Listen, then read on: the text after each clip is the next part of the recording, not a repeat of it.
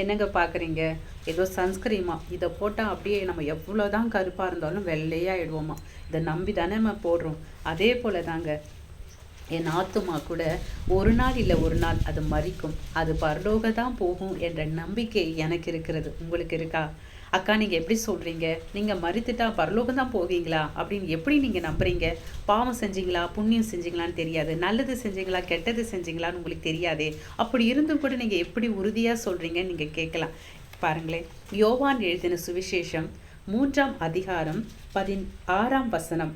தேவன் தம்முடைய ஒரே பிரான குமாரனை விசுவாசிக்கிறவன் எவனோ அவன் கெட்டு போகாமல் நித்திய ஜீவனை அடையும்படிக்கு அவரை தந்தருளி இவ்வளவாய் உலகத்தில் அன்பு கூர்ந்தாராம்.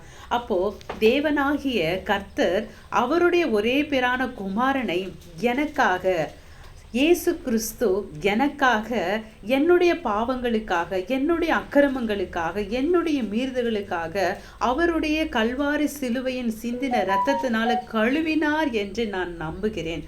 அதனால தாங்க, எந்த ஒரு பாவம் புண்ணியம் கிடையாது, நல்லது கெட்டது கிடையாதுங்க. அவர் செய்த புண்ணியம், அதனால நான் பரலோகம் போகிறேன் என்று நான் விசுவாசிக்கிறேன். அதே போல தாங்க நீங்களும். நீங்கள் செய்ய வேண்டிய எதுவுமே இல்லை. இந்த க்ரீமுக்கு வெள்ளையாகிறது கூட நம்ம காசு கொடுத்து வாங்குகிறோம்.